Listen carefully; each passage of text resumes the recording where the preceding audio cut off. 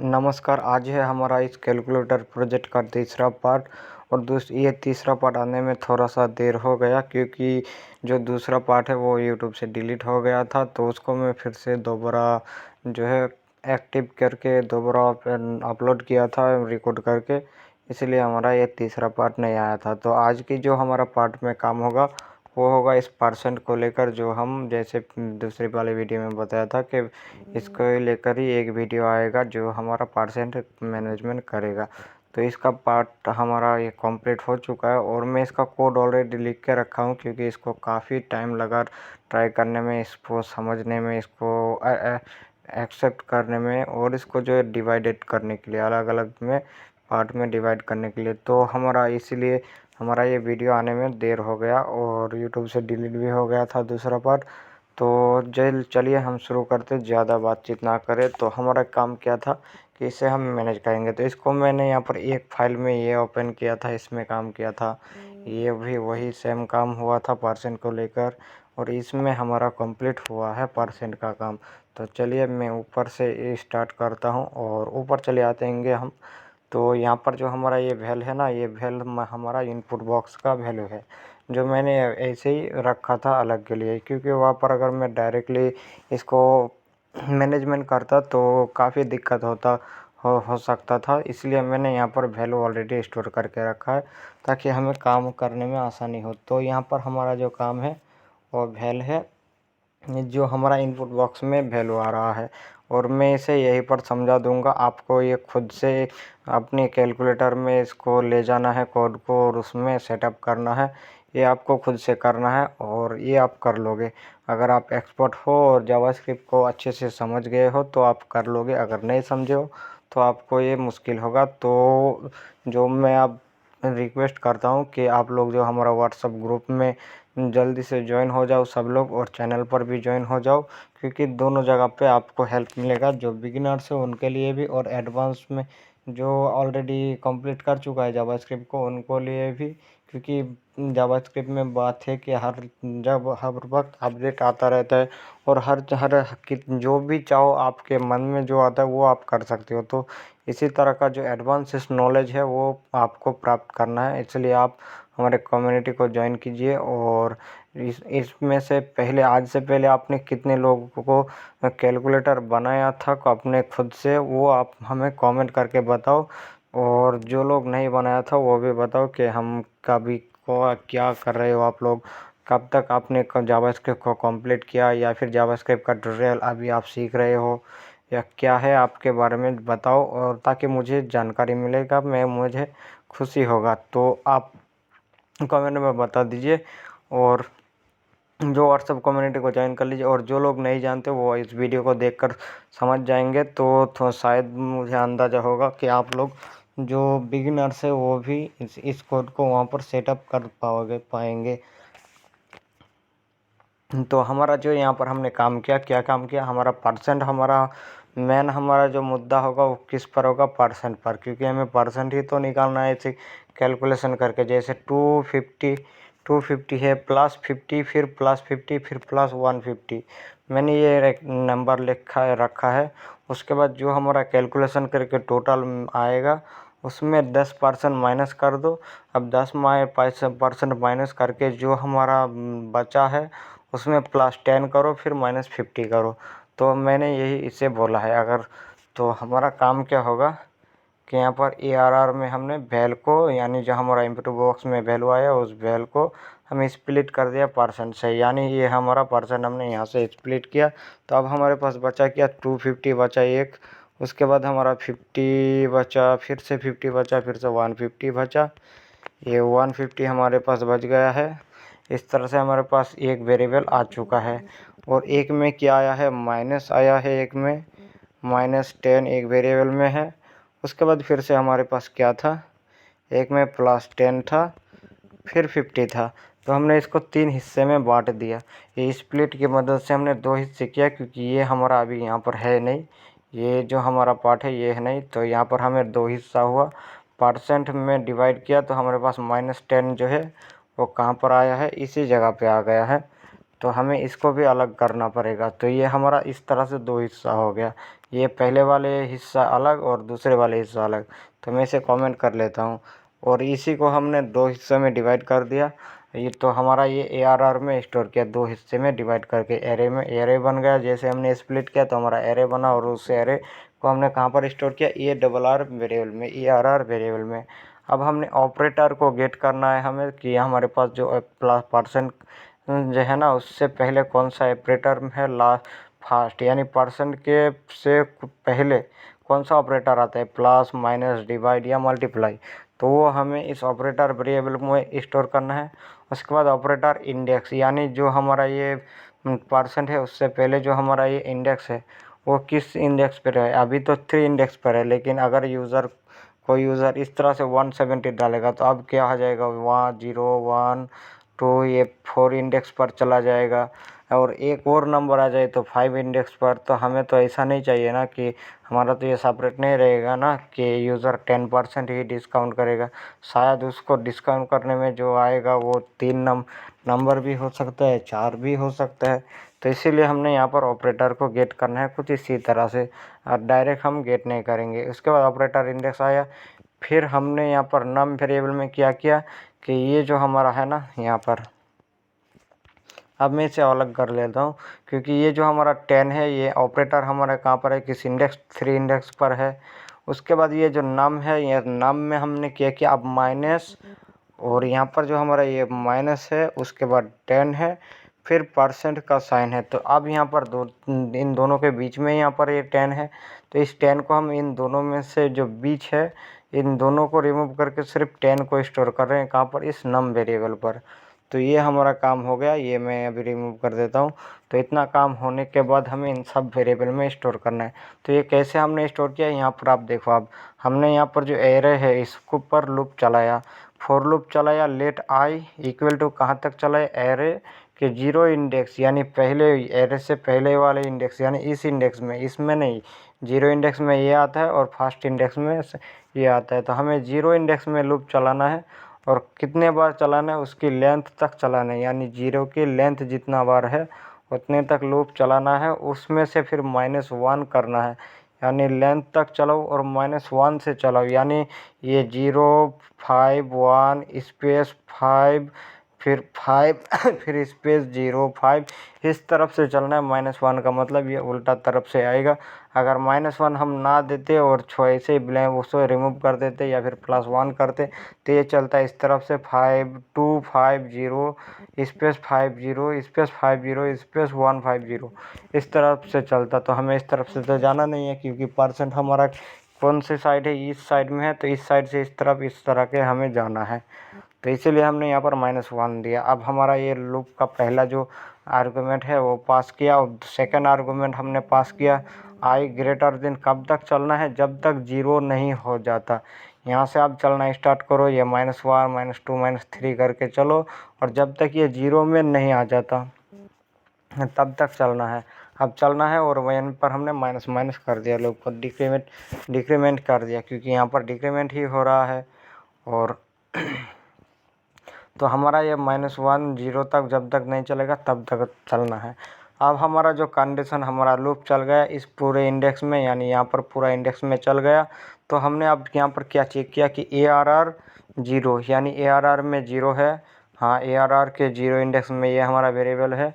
अब इसमें I है। अब I वेरिएबल हमारा कब तक चलेगा, जब इतना ये सारा नंबर है उतना बार चलेगा। तो ये I यानी पहले इसे चेक करेगा, फिर इसे चेक करेगा, फिर इसे, यानी ये भी हमारे -10 भी यहाँ पर इंक्लूड है। तो ये -10 भी हमारा यहाँ पर इंक्लूड है। तो यहाँ पर कहाँ तक चलेगा, 0 -1 तक चलेगा। अब यहाँ पर -1 तक चलेगा, इक्वल यानी बराबर चेक करो क्या वहाँ पर आपको +1 मिल रहा है, यानी पहले ही एक बार अगर इसे प्लस मिल गया तो ये अब ये आगे नहीं चलेगा। जैसे यहाँ पर माइनस की जगह मैं प्लस करता हूँ, अगर इसे ये प्लस मिल गया तो ये यहीं पर लूप हमारा, यानी इफ़ कंडीशन चलना बंद हो जाएगा और इसके आगे इस तरफ और जाएगा नहीं।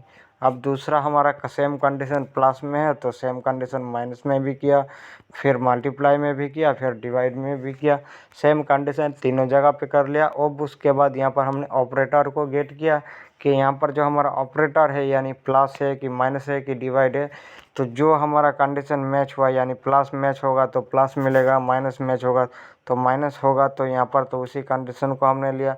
तो ये जो हमारा कोड ऊपर कंडीशन में लगा है उसको ही ऑपरेटर में गेट कर लिया और स्टोर कर लिया कि ARR 0 इंडेक्स के आई नंबर पर जो ऑपरेटर है उससे यहाँ पर इस ऑपरेटर वेरिएबल में असाइन कर दो।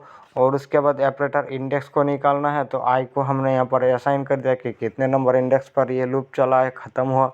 तो जिस इंडेक्स में लूप ख़त्म हुआ उसी इंडेक्स नंबर यहाँ पर हमारा ऑपरेटर में गया साइन हो गया। अब यहाँ पर नम वेरिएबल में देखो, तो हमने ये जो नंबर है 10 को कैसे गेट किया, यहाँ पर प्लस और परसेंट के बीच में से।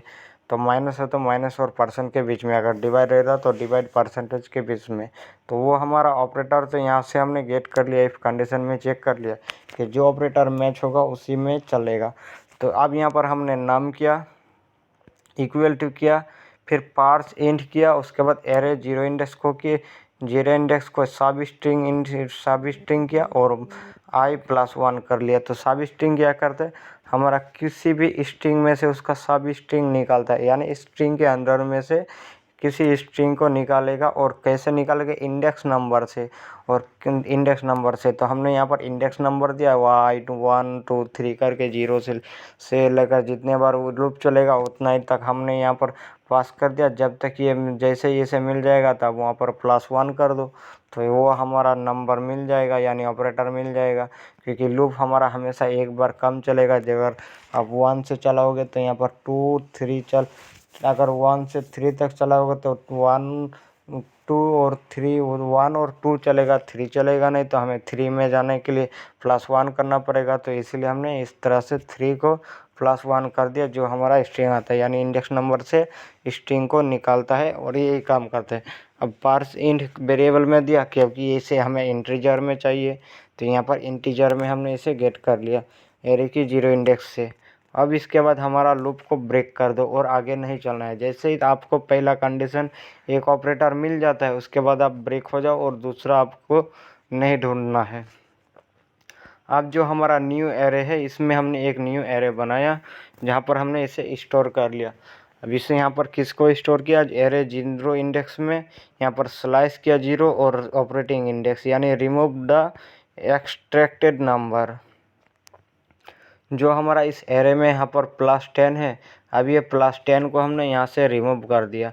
और न्यू इंडेक्स में जो हमारा अब नंबर बचा 250 से लेकर 150 तक, उसको हमने एक एरे में यानी न्यू एरे में स्टोर कर लिया और हमारा यहाँ पर बच गया। अब -10 को कर लिया हमने कि यहाँ पर हम, और ये हमारा आ गया। तो इसी तरह से हमने सबको ऐड किया। अगर आप अब यहाँ पर एलेक्ट करोगे ARR को, ऑपरेटर इंडेक्स को, नाम को, न्यू ARR को, तो आप एलेक्ट करके देख लो, आपको सेम चीज़ मिल जाएगा। न्यू ARR में आपको ये पूरा एरे मिल जाएगा, ये दोनों स्प्लिट होकर। ऑपरेटर में आपको ये ऑपरेटर का सिंबल ये माइनस है तो माइनस मिलेगा, अगर आपने प्लस दिया तो प्लस मिलेगा। आपने जो यहाँ कैरेक्टर यहाँ पर पास किया परसेंट से पहले, वो कैरेक्टर आपको ऑपरेटर में मिल जाएगा। और उसका वो ऑपरेटर कितने नंबर इंडेक्स पर है वो इंडेक्स नंबर आपको मिल जाएगा। और नम में यहाँ पर आपको उसी नंबर को मिल जाएगा जो हमारा 10 है हमारे बीच में। अगर आपके पास 15 होगा, 20 होगा, 25, 50%, 70% जितना भी होगा वो नंबर आपको मिल जाएगा। और न्यू ARR में इस नंबर को और ये माइनस का जो सिंबल है इसको यहाँ पर इन सब को रिमूव करके जो हमारा ये नंबर इस तरह से मिल जाएगा। जैसे मेरे केस में 250, 50, 50, 150 है।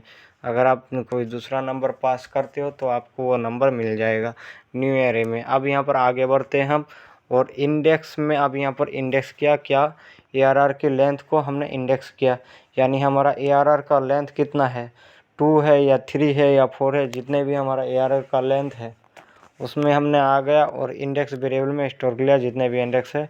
और इसके बाद लास्ट ARR को हमने एक वेरिएबल बनाया लास्ट ARR नाम से, यानी ARR के लास्ट यानी ये 10 और 50 जो हमारा यहाँ पर लास्ट में है, इसको हमने यहाँ पर लिया।